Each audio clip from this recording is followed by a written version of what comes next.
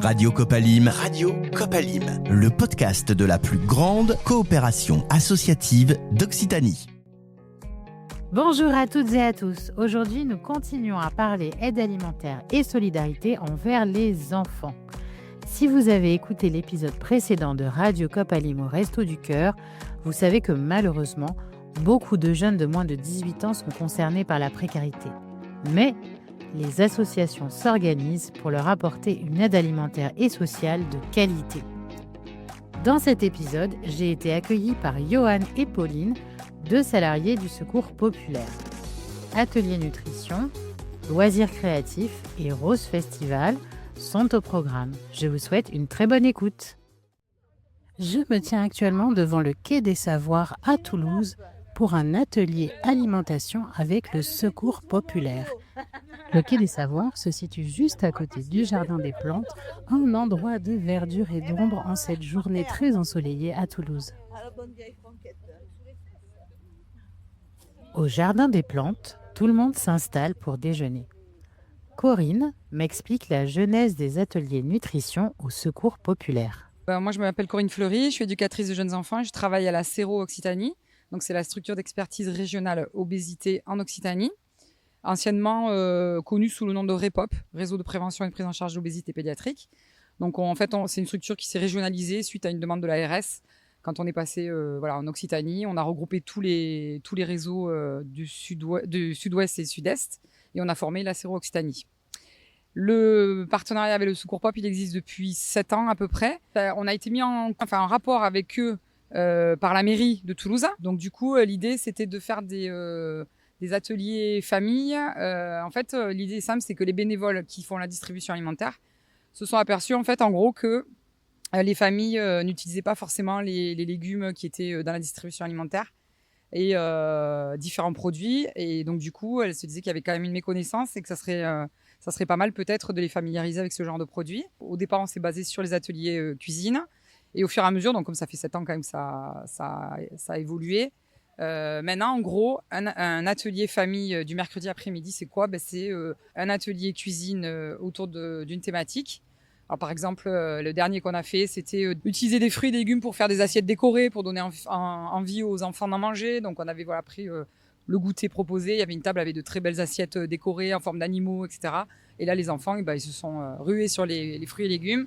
Ils ont mangé, ça permet aux familles et aux mamans de se rendre compte que les enfants finalement aiment ce genre de produits et qu'il faut juste leur proposer quoi. Systématiquement, on a aussi on est en partenariat aussi avec une diététicienne qui s'appelle Laurence Servat et qui elle anime aussi pendant ce temps-là. Elle peut faire par exemple une animation sur des thématiques, par exemple sur quelles sont les représentations en alimentation pour les gens, par exemple casser un peu les représentations. Ça peut être, je sais pas moi, comment composer un petit déjeuner équilibré. Ça peut être différentes thématiques. Et puis moi, souvent, donc à côté de ça, je suis avec les enfants et j'anime aussi des ateliers. Parce que nous, on est sur la nutrition, mais la nutrition, ça veut pas dire qu'alimentation. On est aussi sur l'activité physique, la sédentarité, les écrans, le sommeil, donc tous les rythmes de vie de l'enfant. Et donc on peut animer avec les enfants, par exemple, je peux faire un atelier sur les alternatives aux écrans. Qu'est-ce qu'on peut proposer à la place des écrans ? Faire un semainier du goûter, par exemple. Qu'est-ce qu'on peut proposer au goûter pendant une semaine pour éviter d'avoir toujours des gâteaux, etc. dans les cartables à l'école. Mais voilà, il y a des différentes thématiques. Et systématiquement, après, on propose une activité physique, donc présente ce jour-là. Et souvent, ce qu'on a fait évoluer aussi et qu'on trouve qui est plutôt pas mal, c'est de faire participer les parents, à l'activité physique avec leurs enfants, parce que ça leur fait un moment de partage, un moment de qualité ensemble. Et on fait des jeux, donc ça met une super dynamique dans le groupe. Les enfants et les parents adorent ça.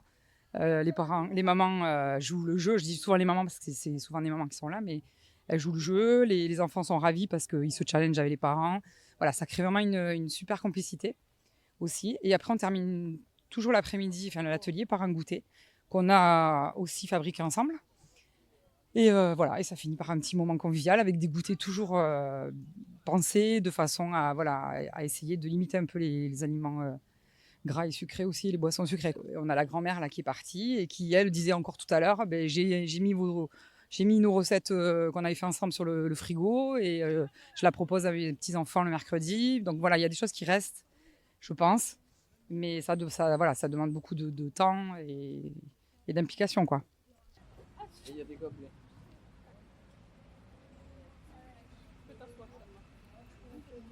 David et Kautar, qui ont cuisiné pour le groupe, me font signe. Je me tourne vers vous maintenant. David, c'est bien ça? Oui, David, cuisinier. Alors, l'atelier nutrition, c'est apprendre à cuisiner ce que les bénéficiaires prennent au secours populaire. Parce qu'il y en a beaucoup qui ne savent pas faire la purée, qui ne savent pas faire même des pâtes. C'est comme ça. Donc, on leur apprend à cuisiner les produits du secours populaire. Toutes les vacances scolaires, en principe, il y a un atelier nutrition. À part là, les prochaines vacances, c'est le 4 juillet, donc les gens ils partent, donc on l'a fait plus tôt. Toutes les familles accueillies au secours populaire, tout le monde peut participer. Il faut qu'ils s'inscrivent parce que c'est limité quand même les places. En cuisine, c'est limité, autrement tout le monde peut y aller. Quand c'est l'atelier nutrition, ils partent avec ce qu'ils ont préparé. S'ils préparent, je ne sais pas, des crêpes, ils partent avec les crêpes. Voilà. Ils partent avec ce qu'ils ont cuisiné, quoi. Il y a un ingrédient mystère qui vous fera découvrir. Pour le dessert, 2 ingrédients surprises se sont glissés dans les gâteaux au chocolat. Là, ça fait depuis quelques temps qu'avec Johan, on change du chocolat. La base est du chocolat, mais au lieu que ce soit un moelleux au chocolat, c'est un moelleux au chocolat avec des légumineuses, des légumes. Et alors vous, David, ça fait longtemps que vous êtes bénévole au Secours Populaire. Racontez-moi un peu. 8 ans ça fait. Ça fait 8 ans. Et comment vous avez connu le Secours Populaire? Je suis passé à vélo, ils étaient place du Salin et j'ai demandé. Et ils m'ont dit qu'ils cherchaient des bénévoles, donc j'y suis allé. Moi, je marche comme ça. Après, le jour où ça me gonfle, je pars. C'est comme ça. Après, ça m'a plu, donc je suis resté, autrement je serais parti. Merci David. Le micro est à vous, Kautar. Bonjour, je m'appelle Kautar. Aujourd'hui, je suis bénévole au Secours Populaire et j'ai commencé à participer aux ateliers en tant qu'invitée, participante. Et l'idée m'a plu, j'adore partager. Et aujourd'hui, c'est moi qui a fait avec David les recettes. J'ai essayé de partager un moment convivial avec tout le monde. Ma recette que ma maman m'a appris, c'est les samoussas. On dit aussi c'est des briques. C'est à base de feuilles de briques qu'on farcit de pommes de terre écrasées, persil, oignons et fromage qui s'accompagne avec olives vertes découpées et du thon. Et on peut farcir avec ce qu'on veut. Nous, par exemple, on a une autre recette, c'est viande et oignons qu'on fait cuire dans la cocotte. Et on rajoutera les œufs brouillés. Voilà. Et c'est très bon. D'Algérie, c'est un plat principal, on va dire, du mois de Ramadan. Et tous les jours sur la table les briques, ou les samoussas, ou les bourrecs. Et si on veut plus manger la friture, on peut faire le deuxième plat que j'ai préparé. C'est les coca avec la tchouk-tchouka dedans. C'est de la tomate et du poivron qu'on fait revenir avec le sel, poivre et l'huile et l'ail. J'espère que tout le monde a aimé et ça m'a fait plaisir de participer à cet atelier, ce partage. Et au Secours Populaire, on a commencé à 8h30 et nous étions 3 avec Didier. Il nous a aidés. Donc, ça nous a pris 3 heures de temps pour à peu près 40 couverts. Et bien, merci beaucoup. Radio Copalim. Culture Copalim. Bonjour Johan. Bonjour. Alors Johan, on a une tradition dans Radio Copalim, c'est qu'on parle du jargon de l'aide alimentaire et des mots qui résonnent dans l'écosystème. Et aujourd'hui, comme c'est un numéro spécial qui est dédié aux familles, aux enfants, on voulait parler d'éducation populaire. Qu'est-ce que ça représente pour le Secours populaire, ce terme? Alors déjà, l'éducation populaire, c'est la transmission de connaissances, mais le partage des connaissances aussi. C'est-à-dire que voilà, dans une relation d'égal à égal, comme nous la vivons au Secours populaire, il n'y a pas d'apprenants et de personnes qui enseignent en fait. Donc c'est une transmission plus de savoir. Aujourd'hui, on arrive à avoir quand même de beaux exemples de par même l'intégration de personnes accueillies qui deviennent à part entière bénévoles. Comme sur ces ateliers nutrition. Aujourd'hui, c'est une personne qui est accueillie et qui aujourd'hui transmet des connaissances en nutrition auprès d'autres usagers. Merci beaucoup, Yoann. Avec plaisir. Radio Copalim. Culture Copalim. Après le déjeuner, direction le Muséum de Toulouse pour se dégourdir les jambes. En chemin, je retrouve Kautar. Ça fait longtemps que vous venez aux ateliers nutrition. Ça fait 2 ans, oui. Et est-ce que ça a changé du coup votre façon de manger justement? Eh bien oui. Sans pour autant, j'ai pas diminué le beurre parce que le goût, j'aime bien. Mais j'ai corrigé pas mal de choses. Là, je prépare ce qu'ils nous font goûter, les gâteaux à la courgette. J'aurais jamais pensé préparer ça aux enfants, surtout que ça passe inaperçu. C'est trop bon. Et oui, j'essaie d'appliquer les recettes. On nous donne à la fin la feuille pleine de recettes. Donc on prend plaisir à refaire ça chez nous. Et je reviens toujours au partage. J'aime bien découvrir, j'aime bien discuter avec d'autres personnes et partager les idées, c'est important. À quels endroits on a trouvé certaines de ces pierres? Toulouse est là. Et on n'a rien trouvé à Toulouse. Entre les animaux et les pierres précieuses, Amina, une maman de 4 enfants, est venue pour la première fois à l'atelier nutrition. Elle me raconte. Bonjour, je m'appelle Amina. Amina, c'est la première fois que vous participez à un atelier nutrition? Oui, l'année dernière, j'ai envoyé ma fille la grande, qui a 20 ans là, avec ses frères et sœurs. Et là, cette année, j'ai décidé de participer avec eux. Et ça m'a vraiment, c'est une découverte, ça m'a plu beaucoup. Qu'est-ce qui vous a plu particulièrement? Le moment de partage, les bonnes idées, tout le concept, il est vrai, ça sort de l'ordinaire, c'est pas comme d'habitude. C'est quelque chose qu'on a découvert sur place et c'était une bonne découverte pour moi. Vous allez continuer à participer du coup? Oui, même j'ai demandé pour participer même aux ateliers cuisine. C'est quelque chose qui ça me parle parce que j'aime bien la cuisine déjà et les idées, franchement, à partager, il y a de belles idées aussi. C'est pas que parce que vraiment au début pour aller au secours, c'était très difficile pour moi. Mais là, je croyais que cette idée d'y aller rien que pour chercher des trucs, non, c'est un endroit pour échanger, C'est pour créer du lien, c'est ça que vous voulez dire? Exactement, ouais. Et moi, que j'ai des enfants de tout âge, de 20 ans à 6 ans. Ouais. Et du coup, c'est comme si la petite dernière, j'ai l'impression que je fais pas beaucoup de choses avec elle. Parce qu'au début, quand elle était petite, les grandes, elles étaient petites, c'était plus facile. Mais là, je me sens un peu plus fatiguée, mais j'essaie de faire des choses. Et là, ça me permet de partager un bon moment avec mes enfants et avec d'autres personnes que je connais pas. Et c'est une nouvelle découverte et très belle découverte. Et les enfants sont contents? Ah oui, là, ils se sont trouvés, ils sont heureux. Et au début, c'était parce que je voulais les sortir aussi des téléphones et de ça. Au début, c'était un peu difficile. J'ai dit, rangez vos téléphones. Mais là, j'ai l'impression qu'ils ont un peu oublié le téléphone.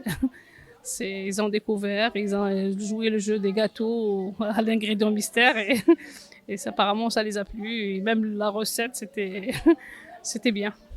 Super. Merci Amina. Merci à vous aussi. L'atelier nutrition, c'est terminé. Je laisse le groupe au Muséum de Toulouse et je rejoins le siège du Secours populaire où c'est l'heure de l'atelier créatif avec les enfants. Quand même, il faut essayer de faire toi-même. Même si tu le mets à côté de toi, tu essaies de le refaire. Ouais, fais comme ça. Juste fais comme ça. Voilà, tu fais ça et tu essaies de le refaire. Comme ça, moi aussi, je le fais. C'est pas prêt. Attends, je vais mettre Voilà, c'est bien, voilà. Vous Tu venez mets l'image d'entendre devant Zora. toi. Zora est bénévole au Secours populaire et anime régulièrement des ateliers créatifs. Je rejoins Pauline, salariée de l'association, pour en savoir plus. Bonjour Pauline. Bonjour. Alors Pauline, raconte-moi, explique-moi voilà un peu qui tu es et quelle est ton histoire avec le Secours populaire. Donc moi, je suis salariée au Secours populaire depuis 1 an et demi à peu près. Et mon poste au Secours populaire est chargé de projets pour tout ce qui touche à l'accès à la culture, au sport, mais aussi l'organisation des initiatives solidaires. Est-ce que tu peux nous en dire un peu plus en quoi est-ce que ça consiste exactement? Alors l'accès à la culture et au sport, c'est en fait permettre à nos familles accueillies justement d'accéder plus facilement à la culture et au sport, même si ça n'apparaît pas leur priorité. On leur montre qu'ils peuvent y accéder eux aussi. Et pour tout ce qui est les initiatives solidaires, là c'est plus tourné vers le grand public. Donc pour récolter des fonds pour l'association, on organise des événements. Les familles accueillies, elles participent à l'organisation de ces événements ou elles viennent pour profiter de ces événements? Raconte-nous un peu comment ça se passe. Alors ça dépend. Par exemple, on vient d'avoir dimanche dernier une chasse aux œufs solidaires. Là, c'était à la fois pour nos familles accueillies, donc on leur proposait de venir sur l'événement. Elles devaient donner une participation d'1 € pour pouvoir venir participer à la chasse aux œufs. Mais on s'était aussi ouvert au grand public. Là, c'était un prix différent. Et il y a d'autres actions qui sont tournées plus vers le grand public parce qu'on cherche vraiment à récolter des fonds. Donc c'est pas des fonds qu'on va demander aux familles qu'on accueille, mais on essaye toujours de les intégrer d'une façon ou d'une autre pour qu'ils puissent intervenir. D'accord, donc ils peuvent aussi bien participer qu'intervenir dans l'organisation, c'est bien ça? Oui, tout à fait. On a des familles accueillies qui deviennent bénévoles et qui viennent nous aider sur des actions. Elles viennent au départ, j'imagine, pour avoir de l'aide alimentaire ou de l'aide sociale. Comment est-ce que vous les amenez justement vers l'activité de ton pôle à toi? Alors, en effet, initialement, on est connu en ayant comme porte d'entrée l'alimentaire, mais au contraire, nous, on est une association généraliste de la solidarité. Donc, c'est pourquoi on essaye vraiment, en fait, d'ouvrir, d'accéder à tous les droits. Et donc, l'accès à la culture et au sport est aussi un droit comme un autre. Et donc, dès qu'ils viennent, donc peut-être pour récupérer leur colis alimentaire ou une aide juridique, en fait, on va avoir des espaces au sein de nos locaux où on leur présente les activités qu'on peut leur proposer. On a aussi mis en place une page Facebook. On leur propose d'intégrer cette page Facebook. Et dès qu'on a une nouvelle activité qu'on organise, on la met sur cette page et ils peuvent ainsi avoir l'information. Et du coup, ils s'inscrivent via Facebook ou ils vous appellent? Non, ils viennent directement dans les locaux. Ils viennent directement dans les locaux. Donc, je vois qu'il y a un tableau, il y a marqué mois en cours avril avec plein d'activités proposées. Est-ce que tu peux nous en décrire quelques-unes? Puisque comme on est à la radio, du coup, on ne voit pas en fait ce qui se passe ici. Alors là, il y a des activités à la fois pour les adultes et à la fois pour les enfants, même si là, c'est plus tourné pour les enfants comme c'était les vacances. Comme c'est tout au long de l'année, on essaye de faire adultes et enfants, mais les vacances, c'est plus tourné vers les enfants. Là, par exemple, pour les enfants, mais même pour les familles, on avait une sortie patinoire. Ça, on le fait à chaque fois 2 fois pendant les vacances et ça fonctionne super bien. Les familles sont ravies et c'est toujours complet. La randonnée fonctionne très très bien aussi. Donc ça, c'est plus pour les adultes parce que c'est des bonnes randonnées entre 4 et 6 heures généralement. Mais pareil, le midibus est toujours complet et les personnes en redemandent, donc on en fait presque même toutes les 2 semaines maintenant. Et ensuite, on a pas mal d'activités qu'on organise nous-mêmes grâce à nos bénévoles au sein du Secours populaire, comme par exemple des ateliers créatifs comme il y a aujourd'hui, qui sont organisés généralement par notre bénévole Zora. On a fait un Cluedo géant, une bénévole qui a proposé un cours de danse, et on les accompagne aussi sur des spectacles à l'extérieur. Par exemple, là, on avait un spectacle au Théâtre des Mazades, un spectacle d'ombre et lumière, et on les a accompagnés. Ou encore au cinéma, hier après-midi. Je vais aller faire du coup un tour auprès des jeunes pour savoir comment ça se passe aujourd'hui au niveau de l'atelier créatif. Tu m'as parlé aussi d'une initiative donc pour les ados cette fois-ci, avec le Rose Festival. En quoi est-ce que ça consiste ? Oui, alors c'est un projet qu'on avait déjà mis en place l'année dernière, mais qui se développe autrement cette année. C'est l'association Rose, donc qui s'occupe entre autres du Rose Festival, qui propose des ateliers de médiation pour justement eux aussi participer à l'accès à la culture. Et donc là, nous on fait partie d'un projet en 8 étapes où un groupe de 9 ados. Là, on a 9 ados qui vont rencontrer donc des personnes de l'association Rose pour découvrir les métiers du spectacle, que ce soit le son, l'image, la lumière. Et hier, par exemple, ils sont allés au tremplin. Donc, c'est le concours organisé justement pour définir quel nouvel artiste pourra accéder au Rose Festival. Donc, ils y ont assisté hier. Et là, aujourd'hui, ils font un débrief du coup de ce premier concert. Top. Bon, mais j'ai hâte de voir ça. Merci Pauline. Avec plaisir, merci à toi. Et pour terminer cet épisode dédié aux enfants, je pousse la porte de l'atelier de Sam. Vous l'avez entendu, Pauline a mentionné un projet avec le Rose Festival et j'ai bien envie d'en savoir un peu plus. Il faut gérer le volume des micros. Un autre truc, vas-y, pose-le sur la table. Vous avez entendu? Ouais. Si je fais ça, on entend, et des fois il y a juste ça, de le bouger. Voilà, donc c'est ça, ça c'est bien. C'est pour ça qu'on prend les casques, c'est pour pouvoir tout entendre. C'est pour ça qu'on met les casques. On enlève les casques, Étienne? Bonjour. Bonjour, merci de m'accueillir dans votre salle. Donc Pauline m'a parlé effectivement de ce projet entre le Rose Festival et les Secours Populaires. Je vais te demander du coup de te présenter puis de m'expliquer en quoi consiste ce projet. Ok, bonjour, je m'appelle Sam et je travaille pour le Rose Festival. Je suis chargé de l'action culturelle du Rose Festival donc, et de l'association Rose qui est une association qui est créée en parallèle du Rose Festival. Et dans cette association, on mène des actions culturelles. Donc notre but c'est d'amener des jeunes et des moins jeunes à aller à la rencontre d'artistes et de la culture toulousaine et celle qu'on promouvoit dans le Rose Festival. Donc aujourd'hui, j'anime cet atelier qui est un atelier de podcast et on fait surtout, on enregistre une émission plutôt qui s'appelle l'émission Radio Rose parce que les participants qui sont ici du Secours Populaire font partie d'un parcours à l'année qui est le parcours du Rose Festival qui les amènera à nous rencontrer 8 fois tout au long de l'année. Bon là, on a commencé il y a 1 mois à peu près. Avec la plupart. Là, pour ce groupe-là, on s'est rencontrés la semaine dernière. Et hier soir, ils ont assisté à un concert, ils vous en parler. Et ensuite, aujourd'hui, on fait un petit peu le débrief. Et il y aura plusieurs rencontres jusqu'au jour où ils vont venir au Rose Festival. Une journée pour participer à des ateliers de médiation culturelle. Donc toute la journée, des ateliers de pratique artistique, des rencontres avec des artistes, des rencontres avec des professionnels, un grand escape game sur le site du festival et des jeux pour comprendre les métiers de la culture. Et à la fin, 2 journées de bénévolat sur le Rose Festival. Donc notre but, c'est de partir de ce public qui est ici, par exemple, et qui n'avait, pour certains, jamais fait de concert, et de les amener à être spectateurs, puis acteurs sur le festival en devenant bénévoles. Donc ça, c'est toute l'idée du parcours Rose qu'on propose. Yasser et Akram acceptent de partager leurs expériences au sein du parcours Rose. Je m'appelle Yasser. Ce que j'ai aimé dans ce parcours, c'est l'aide, parce qu'il y en a qui n'ont pas le budget de pouvoir aller au concert. Pour ma part, moi, je suis jamais allée à un concert. Ça a été mon premier concert, du coup, hier. J'ai beaucoup aimé parce que j'ai rencontré plusieurs artistes dans cette soirée. J'en ai appris aussi sur les métiers de la musique, ce qui m'a cultivée. Et j'espère pour la suite pouvoir aller jusqu'au Rose Festival et en apprendre davantage. Bonjour, je m'appelle Akram et je suis ici pour découvrir le Rose Festival. Avant d'être venu ici, je connaissais pas du tout. J'ai découvert la semaine dernière et pour l'instant, je trouve que c'est bien. Ça a été bien trouvé, l'idée de donner la chance à des gens qui n'ont pas les moyens de pouvoir assister à des concerts comme pour leur première fois. C'est quoi qui t'a plu dans les concerts auxquels tu as assisté? Tu t'en rappelles un peu? J'ai aimé l'ambiance, puisque c'était la première fois que je suis allé.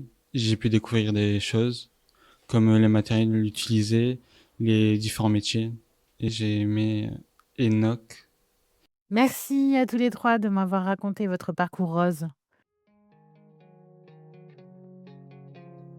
C'est la fin de ce podcast. Merci pour votre écoute. Je suis Christelle Élysée et tous les mois, je vous fais découvrir une action des 7 associations régionales de l'aide alimentaire en Occitanie. Je vous invite à vous abonner en cliquant sur la cloche et à noter ce podcast 5 étoiles si vous l'avez aimé sur votre plateforme d'écoute préférée. À bientôt sur Radio Copalim.